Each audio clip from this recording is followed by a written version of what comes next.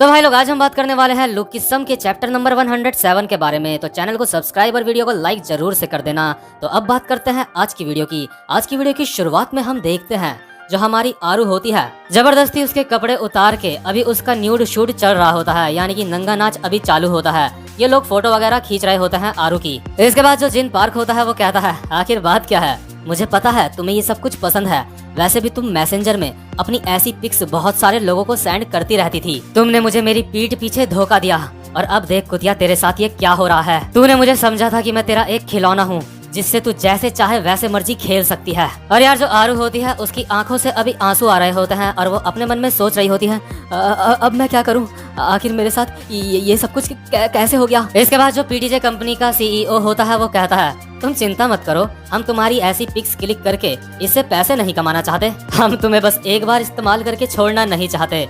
तुम हमारे लिए एक चलती फिरती एटीएम हो। अगर तुम चाहती हो हम तुम्हारी ये सारी की सारी पिक्स पब्लिक में वायरल ना करें तो तुम्हें मेरी कंपनी में अपने मरते दम तक काम करना पड़ेगा। तो यार इसके बाद हमें उस समय का सीन दिखाया जाता है जब जिन पार्क आरू से पहली बार मिला था। इस समय यहाँ पे पीछे से आरू की वॉइस ओवर आ रही होती है। आरू कहती है, उस रात को बॉस ने मुझे एक अलग से रूम में बुलाया था। और हम देखते हैं उसी रूम में जिन पार्क भी होता है। जिन पार्क आरू से कहता है, मैं तुमसे यहाँ पे पूछता हूँ, अच्छा तो तुम्हारा नाम आरू है ना? आरू कहती है, हाँ मेरा नाम आरू है। जिन पार्क आरू को कहता है, मैं तुम्हें शुरुआत से ही काफी ज्यादा पसंद करता हूँ, मैं तुम्हें 100% सपोर्ट करूंगा, बस तुम्हें मेरे साथ रहना पड़ेगा, मेरे साथ घूमना पड़ेगा, इसमें कुछ भी अजीब नहीं है ना? इसके बाद आरू कहती है, लेकिन मेरा एक बॉयफ्रेंड है। इसके बाद जो पीटीजे कंपनी का मालिक होता है वो कहता है, अरे तुम उसको धोखा दे दो क्योंकि तुम्हें इससे अच्छा चांस और कभी नहीं मिलेगा। पीछे से आरू की वॉइस ओवर आती है। इसके बाद, जिन पार्क ने मुझे कहा था कि अगर मैं उसको डेट करूंगी तो वो मुझे 100% सपोर्ट करेगा। इसके बाद जो आरू होती है वो डरते डरते कहती है,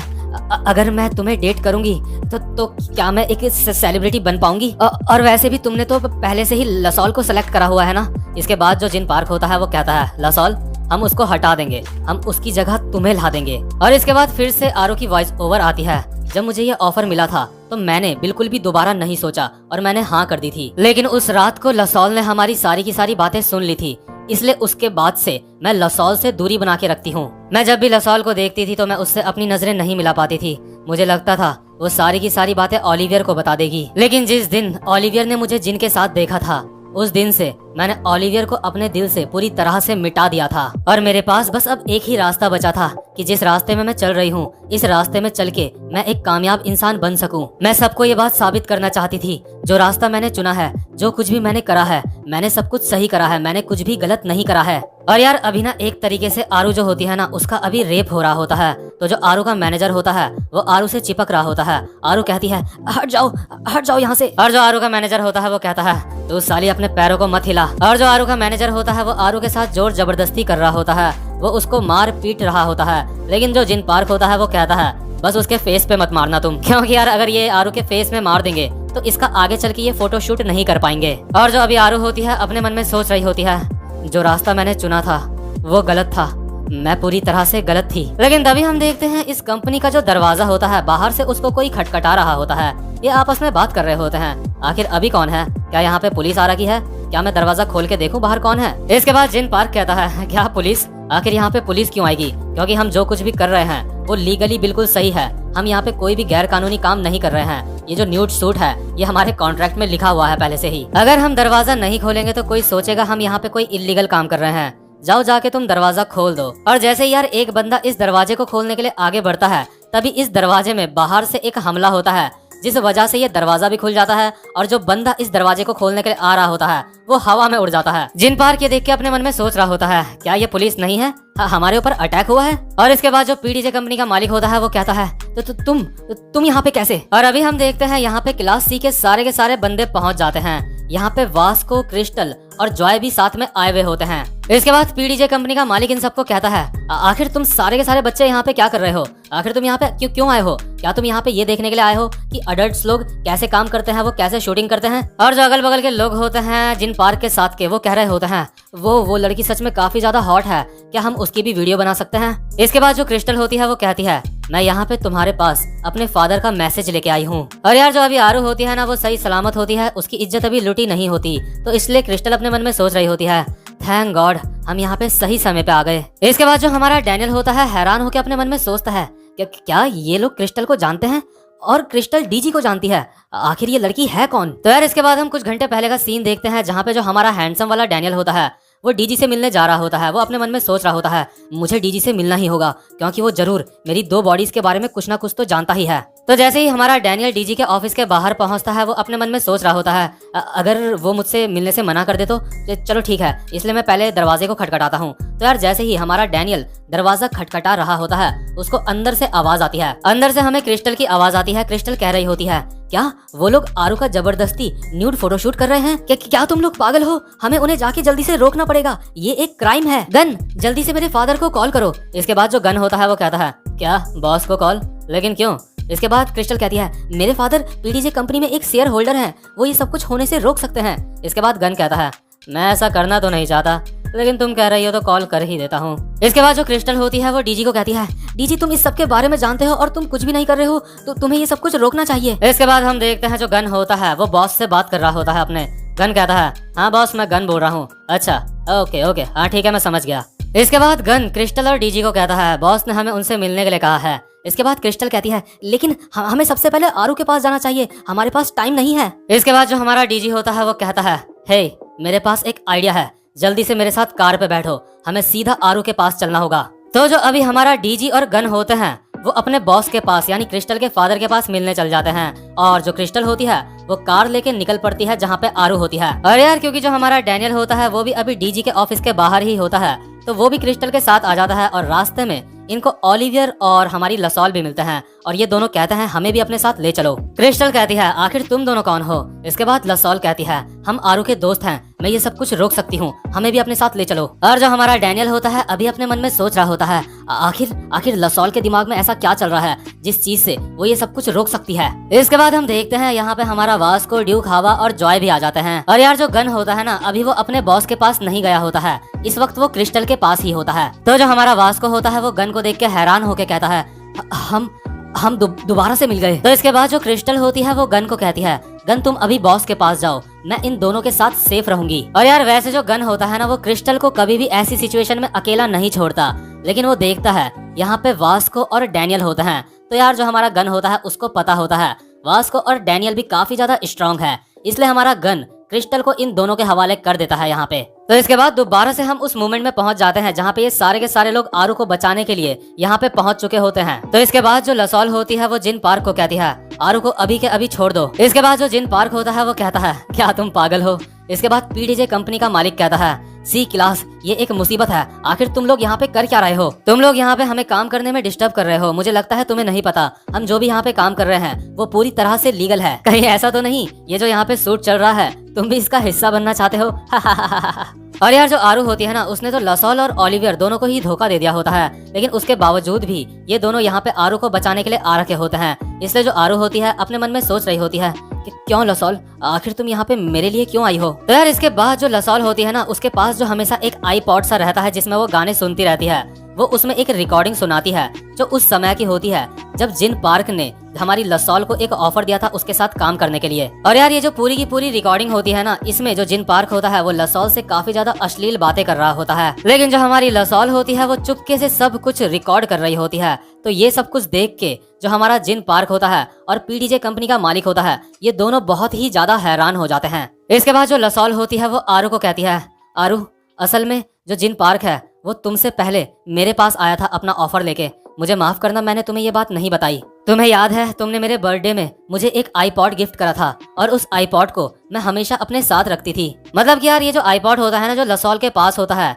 ये आईपॉड जो हमारी आरू होती है उसने ही लसॉल को गिफ्ट करा होता है उसके बर्थडे में। इसके बाद जो लसॉल होती है वो कहती है जिस दिन जिन पार्क ने मुझे ये ऑफर दिया था उस दिन भी ये आईपॉड मेरे ही पास था, मैं बहुत ज्यादा डर चुकी थी इसलिए मैंने ये सारी की सारी बातें रिकॉर्ड कर ली थी अपने आईपॉड में। मुझे माफ करना मैंने ये बात तुम्हें इसलिए नहीं बताई, मैं सोच रही थी कहीं तुम इस बात से नाराज ना हो जाओ क्योंकि इन्होंने पहले मुझे ऑफर दिया था, लेकिन इन लोगों ने जो मुझे ऑफर दिया था मैंने उस ऑफर को ठुकरा दिया था और तुम इस ऑफर के साथ बहुत ज्यादा खुश थी, तुम इन लोगों के साथ काम करने के लिए बहुत ज्यादा खुश थी, इसलिए मैंने अपना मुंह बिल्कुल बंद रखा, मैंने इस बारे में किसी को कुछ भी नहीं कहा।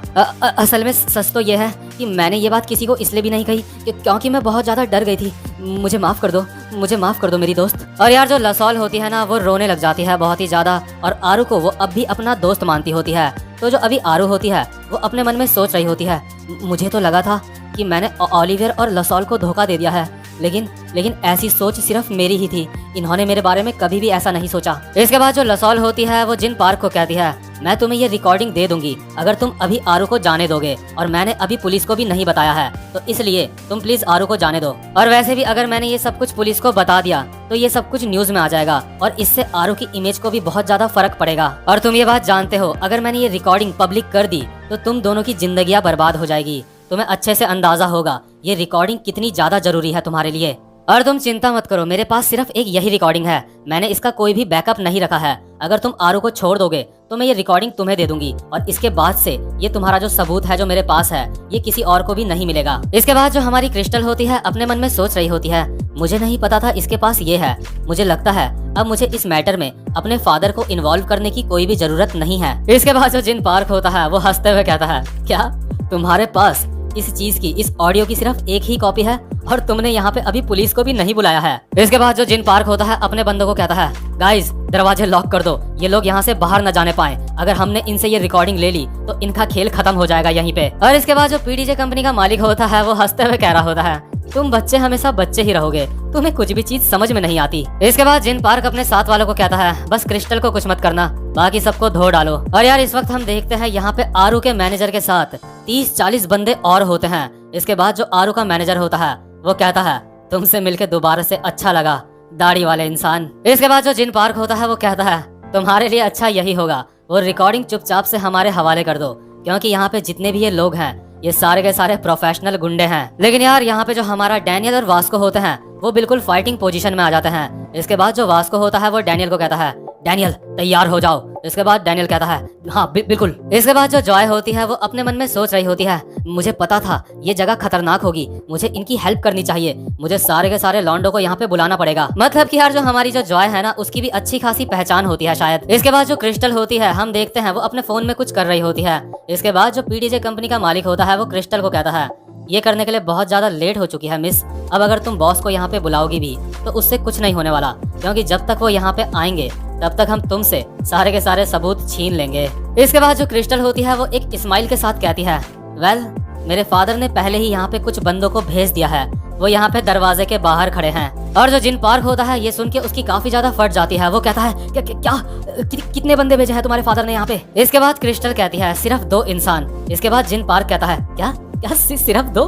तुम्हें लगता है तुम्हारे फादर यहाँ पे किसी को भी भेज देंगे और हम उनसे डर जाएंगे? इसके बाद पीडीजे कंपनी का मालिक कहता है, देखो क्रिस्टल, तुम और तुम्हारे दोस्त यहाँ से शांति से निकल सकते हैं, आखिर तुम्हें पता भी है हमारे साथ कितने सारे बंदे खड़े हैं, हमारे पास यहाँ पे 30 से भी ज्यादा बंदे हैं।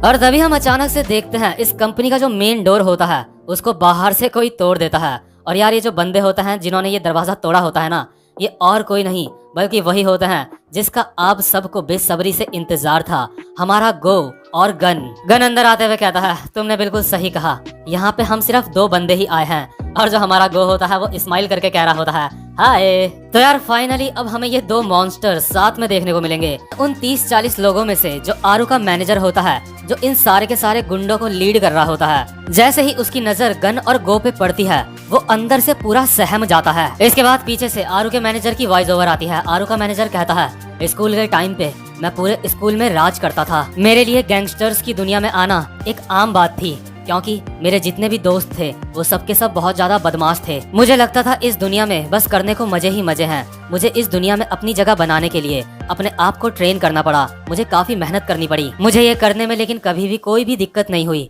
लेकिन जो गैर कानूनी तरीके से काम किए जाते हैं और जो दंगा फसाद होता है, ये दोनों हमेशा साथ में ही रहते हैं, और ये करने से हमें जो फल मिलता है वो बहुत ही ज्यादा मीठा होता है। लेकिन उस दिन, और यार आरू के मैनेजर की इस सोच से हमें साफ पता चलता है जो आरू का मैनेजर होता है ना कहीं उसका सामना गन या फिर गो से हुआ होता है, और इसीलिए जो आरू का मैनेजर होता है अभी बहुत ही ज्यादा डरावा होता है। इसके बाद जो जिन पार्क होता है वो माइक में अनाउंसमेंट करता है, ये बस 2 ही लोग हैं, इन्हें जान से मार दो। हम देखते हैं जो हमारा गन होता है उसके ऊपर अटैक करने के लिए 2-3 बंदे आते हैं और वो उसके ऊपर अटैक कर रहे होते हैं, लेकिन जो हमारा गन होता है वो इजीली इनके हमलों से बच रहा होता है। और यार गन के हाथ भी अभी जेब में होते हैं अपने। और इसके बाद जो हमारा गन होता है, जो अपने मुक्कों की मशीन गन इन लोगों पे चलाता है, ये देख के अगल बगल के सारे लोग हैरान हो जाते हैं। इसके बाद हम देखते हैं 3 बंदे हमारे गो की तरफ बढ़ते हैं और इन तीनों के पास हथियार होते हैं। ये तीनों कहते हैं इन सालों को घेर के मार डालो। हम देखते हैं ये जो 3 बंदे होते हैं ये गो के ऊपर हमला करते हैं, लेकिन जो गो होता है वो एक ही लात मार के इनके जो वेपन्स होते हैं उनको तोड़ देता है। और हमेशा की तरह जो हमारा गो होता है उसके हाथ भी अभी जेब में ही होते हैं। इसके बाद जो हमारा गो होता है इनसे एक हथियार छीन लेता है और कहता है तुम यहाँ पे हथियार भी ला रखे हो, मैं सच में काफी ज्यादा लकी हूँ, मुझे भी ये काफी ज्यादा पसंद है। और गो को देख के अभी जिन पार्क के साइड वाले बंदे अपने मन में सोच रहे होते हैं इसने एक झटके में वो सारे के सारे हथियार अपनी लात से तोड़ दिए, आखिर ये दोनों है कौन? मुझे यकीन नहीं होता, मुझे लगता है हम इनसे नहीं जीत पाएंगे। और यार जो हमारा गो होता है ना वो तो एक अलग ही लेवल पे होता है। गो के हाथ में अभी हथियार होता है और गो इन बंदों को कह रहा होता है अपना हाथ बीच में मत लाना, नहीं तो तुम्हारा हाथ टूट जाएगा। ये देखो तुम्हारा हाथ टूट गया, मैंने तुम्हें पहले ही कहा था। और यार जो अभी आरू का मैनेजर होता है ना वो इन दोनों को देख के काफी ज्यादा डरा हुआ होता है। इसके बाद हम देखते हैं जो गन और गो होते हैं वो आपस में बात कर रहे होते हैं। गन गो को कहता है वो बंदा एक कैंडिडेट था जो मेरी जगह लेने के लिए मैंने चुना था। गो कहता है तुमने एक ऐसे बंदे को चुना था जो जुआ खेलता है। इसके बाद गन गुस्सा होकर कहता है मेरी नजर में वो अकेला ऐसा इंसान था जो हमारी टीम में आ सकता है। इसके बाद गो कहता है तुम्हें 300 ग्रुप से पैसे वसूल करने हैं और अब ये काम तुम्हें अकेले ही करना पड़ेगा। और जो हमारा गन होता है वो गो के एक कोहनी मारता है अपनी और कहता है मुझे ये करना पड़ेगा क्योंकि तूने मेरा साथ छोड़ दिया, क्या तू पागल है? इसके बाद हम देखते हैं जो गो होता है वो गुस्से में कहता है अपना चश्मा निकाल, मैं तुझे अंधा बनाने वाला हूँ। और जो हमारा गन होता है वो भी गुस्से में अपना चश्मा निकालते हुए कहता है ये काम करने के लिए तुझे कितनी कीलें चाहिए? और जो आरू का मैनेजर होता है वो अपने मन में सोच रहा होता है अचानक से वो दोनों लोग आपस में फाइट करने लग गए और इन दोनों की फाइट इतनी ज्यादा खतरनाक है कि मैं इनके बीच में भी नहीं जा सकता, लेकिन मेरे पास अभी मौका है लसॉल से वो सबूत छीनने का। इसके बाद जो ये बंदा होता है आरू का मैनेजर, ये वास्को की तरफ देख के अपने मन में सोच रहा होता है ये बंदा भी काफी ज्यादा स्ट्रांग है, लेकिन ये अपनी जगह से हिल क्यों नहीं रहा है? लेकिन यार जो अभी हमारा वास्को होता है ना वो बहुत ज्यादा हैरान होता है गो और गन को देख के, क्योंकि यार आपको तो पता ही होगा गो ही वो बंदा है जिसकी वजह से वास्को ने बर्न नकल गैंग बनाया है। गो ही वो बंदा है जिसकी वजह से वास्को को स्ट्रांग होने की मोटिवेशन मिली है। गो की ही वजह से जो हमारा वास्को होता है वो रोज 100 पुशअप्स, 100 स्क्वाट्स और 100 पुलअप्स, साथ में 10 किलोमीटर की रनिंग करता है। और अभी गो उस बंदे से लड़ रहा होता है जिसने वास्को को एक मुक्के में ही बेहोश कर दिया था, यानी कि अपना गन। और आप में से कुछ लोग सोच रहे होंगे कि वास्को गन के मुक्के से बेहोश नहीं हुआ था एपिसोड नंबर 8 में, लेकिन यार जब गन वहाँ से चला गया था ना तो आपको भी पता होगा जो वास्को था वो बेहोश हो गया था। वो तो हमारा वास्को एक स्ट्रांग बंदा है जो इतनी देर तक भी वहाँ पे खड़ा रहा और ये देख के हमारा गन भी हैरान हो चुका था। इसके बाद हम देखते हैं जो आरू का मैनेजर होता है वो अपने मन में कहता है कम से कम अभी जो वो सबूत है मैं उसको तो मिटा ही सकता हूँ। इसके बाद जो आरू का मैनेजर होता है वो लसॉल से वो सबूत छीनने की कोशिश करता है। हम देखते हैं छीना झपटी में जो लसॉल का आईपॉड होता है वो जमीन में गिर जाता है। इसके बाद जो आरू का मैनेजर होता है वो उसको अपने पैरों से बस कुचलने ही वाला होता है और आरू अपने मन में सोच रही होती है अगर ये सबूत खत्म हो गया तो मेरा खेल सारा का सारा यहीं पे खत्म हो जाएगा। लेकिन तभी हम देखते हैं जो हमारा ओलिवर होता है वो उस आईपॉड के ऊपर आ जाता है, तो जो आरू का मैनेजर होता है उसकी लात सीधा जाके ओलिवर को लगती है और ओलिवर खांसने लगता है। और जो हमारी आरू होती है वो ये देख के हैरान होती है ओलिवर अभी भी मेरी मदद कर रहा है। इसके बाद जो ओलिवर होता है वो आरू को कहता है ऐसा बिल्कुल भी मत सोचना, मैं ऐसा इसलिए कर रहा हूँ क्योंकि मैं तुम्हें प्यार करता हूँ, मैं तुमसे नफरत करता हूँ। मैं ये अभी इसलिए कर रहा हूँ क्योंकि अभी तुम जिस पोजीशन में हो उस पोजीशन में आने के लिए हम लोग भी बहुत ज्यादा डेस्परेट थे, इसलिए मैं जानता हूँ वहाँ तक पहुँचना कितना मुश्किल है, मैं ये इसलिए कर रहा हूँ। और जो आरू का मैनेजर होता है वो ओलिवर के लाते ही लाते बजाने में लगा हुआ होता है और कह रहा होता है ओलिवर पागल कहीं के, यहाँ से हट जा। इसके बाद ओलिवर कहता है नहीं मैं नहीं हटूंगा। और दूसरी तरफ हम देखते हैं जो गन और गो होते हैं उनकी बड़ी ही खतरनाक फाइट चल रही होती है। उन दोनों के हाथ में ट्रैफिक लाइट होती है, मतलब कि यार नॉर्मल फाइट में ज्यादा से ज्यादा किसी के हाथ में रॉड होती है, लेकिन ये दोनों बंदे पूरी ट्रैफिक लाइट लेके लड़ रहे होते हैं। और इस नॉर्मल दुनिया में भी इनकी फाइट बिल्कुल ड्रैगन बॉल जी वाले यूनिवर्स की लग रही होती है। और जो हमारी क्रिस्टल होती है वो अपने मन में सोच रही होती है ये दोनों के दोनों पागल हो चुके हैं, कोई इनको रोको। लेकिन तभी इसके बाद हम देखते हैं जो आरू का मैनेजर होता है उसके सामने हमारा हैंडसम वाला डैनियल आ जाता है। और जो आरू का मैनेजर होता है वो डैनियल को कहता है तू पागल कहीं के, सामने से हट जा वरना मार खाएगा। और अभी जो हमारा डैनियल होता है अपने मन में सोच रहा होता है मैं पीटीजे में सिर्फ ड्यूक के लिए आया था, मैं उसकी मदद करने के लिए आया था, लेकिन ड्यूक वो मुझसे भी ज्यादा स्ट्रांग है, उसको मेरी हेल्प की कभी भी जरूरत नहीं पड़ी। मेरे पास कोई भी रीजन नहीं है पीटीजे में रहने का क्योंकि ड्यूक बहुत ज्यादा स्ट्रांग इंसान है। लेकिन अभी यहाँ पे मैं बस एक चीज कर सकता हूँ, वो है इन सब लोगों की मदद। और जो आरू का मैनेजर होता है वो डैनियल को बस मारने ही वाला होता है। इसके बाद जो हमारा डैनियल होता है वो मुक्को की बौछार कर देता है आरू के मैनेजर के ऊपर। और ये देख के अगल बगल के सारे लोग हैरान हो जाते हैं। और यार जो हमारा डैनियल होता है ना, उसने बिल्कुल गन की तरह मुक्के मारे होते हैं अभी आरू के मैनेजर को। तो इसलिए जो हमारा गो होता है वो कहता है गन को, क्या ये तेरा स्टूडेंट है? इसने काफी अच्छा मारा अभी। और यार गन और गो और हमारे डैनियल को देख के ना यहाँ पे जितने भी लोग होते हैं वो बहुत ज्यादा डर जाते हैं, ये जो 30-40 बदमाश होते हैं। इसके बाद ये सारे के सारे अपने घुटने झुका के बैठ जाते हैं। इसके बाद जो गन होता है वो कहता है, तुम सारे के सारे लोग अपने घुटनों के बल क्यों बैठे हुए हो? हम कोई गैंगस्टर नहीं हैं, लेकिन तुम सबके सब लोग काफी अच्छी फाइट कर रहे थे, तुम रुके क्यों? इसके बाद गो कहता है, मुझे यकीन नहीं होता, तुम लोगों ने हमारा ये हाल बना दिया है। और यार जो गन और गो होता है ना, इनके चेहरे में खून लगा हुआ होता है, लेकिन ये जो खून होता है ये आपस में फाइट करने की वजह से लगा होता है इनके। मतलब कि यार ये दोनों के दोनों ना एक अलग ही नेक्स्ट लेवल के पागल होते हैं। और ये जो बंदे अभी घुटनों के बल बैठे हुए होते हैं, ये अपने मन में सोच रहे होते हैं, हमने कुछ नहीं करा, तो तुम दोनों आपस में फाइट कर रहे थे और तुम दोनों के दोनों गैंगस्टर हो। इसके बाद जो पीटीजे कंपनी का मालिक होता है वो कहता है, वो जो रिकॉर्डिंग है वो मुझे दे दो। तो तुम लोग क्या सोचते हो मैं बस ये सब कुछ देखता रहूंगा? मैं तुम सब लोगों की वाट लगा दूंगा। आरू अब तुम बस देखती जाओ मैं तुम्हारे साथ क्या करता हूँ। तुमने न्यूड कॉन्ट्रैक्ट भी नहीं करवाया और तुमने मुझसे $1 मिलियन ले रखे हैं। मैं तुम्हारी जिंदगी बर्बाद कर दूंगा। लीगली तुम्हें मुझे $3 मिलियन देने पड़ेंगे। अब मैं देखता हूँ जीत तुम्हारी होती है या मेरी। इसके बाद जो लसॉल होती है वो काफी ज्यादा डर जाती है और वो कहती है, अब हम क्या करें? इसके बाद जो हमारी क्रिस्टल होती है वो कहती है, तुम चिंता मत करो, अभी भी कुछ ऐसा है जो मैं इनसे बात करना चाहती हूँ। मेरे फादर ने मुझे तुम्हें ये बताने के लिए कहा है मिस्टर जैंग कि तुम्हें पीटीजे कंपनी के सीईओ की पोस्ट से निकाला जाता है। इसके बाद जो मिस्टर जैंग होता है वो चिल्ला के कहता है, तुम ये क्या बकवास कर रही हो? आखिर तुम्हें ये अधिकार किसने दिया? मैं जानता हूँ तुम एक बड़ी कंपनी की मालकिन हो, लेकिन जो पीटीजे है वो मेरी कंपनी है, इसे मैंने बनाया है। मुझे लगता है तुम पागल हो चुकी हो। लीगली तुम ऐसा नहीं कर सकती, तुम मुझे नहीं निकाल सकती क्योंकि ये कंपनी मेरी है। क्या तुम कोई गैंगस्टर हो? और जो जिन पार्क होता है वो अपने मन में सोच रहा होता है, आखिर ये लड़की बात क्या कर रही है? आखिर एक सीईओ को कौन निकाल सकता है उसकी ही कंपनी से? लेकिन तभी यार हम देखते हैं इस सीरीज का सबसे खतरनाक बंदा यहाँ पे एंटर करता है, यानी कि क्रिस्टल का फादर। और वो कहता है, लीगली मुझे लगता है मुझे ये तुम्हें सब कुछ समझाना पड़ेगा। और सारे के सारे लोग यहाँ पे हैरान हो जाते हैं। जो पीटीजे कंपनी का मालिक होता है वो कह रहा होता है, तुम तो। और जो हमारी क्रिस्टल होती है वो कह रही होती है, मैं जानती थी आप यहाँ आने वाले हो, क्योंकि गन और गो कभी भी साथ में एक जगह में ऐसे नहीं आते। और जो हमारा डैनियल होता है हैरान होके अभी अपने मन में सोच रहा होता है, क्या ये इंसान एचएनएच ग्रुप का सीईओ है? तो यार फाइनली अब स्टोरी में ऐसे ऐसे कैरेक्टर्स आने शुरू हो चुके हैं जो यार काफी ज्यादा खतरनाक है, जो इस पूरी सीरीज की जान है। और भाई लोग इसका नेक्स्ट एपिसोड तो सच में काफी ज्यादा मजेदार होने वाला है। तो उम्मीद करता हूँ कि आपको आज की वीडियो भी पसंद आई हो। और यार चैनल पे पहली बार आए हो तो वीडियो को लाइक और चैनल को सब्सक्राइब जरूर से कर देना। अब मैं आपसे मिलूंगा अपनी नेक्स्ट वीडियो में, तब तक के लिए गुड बाय।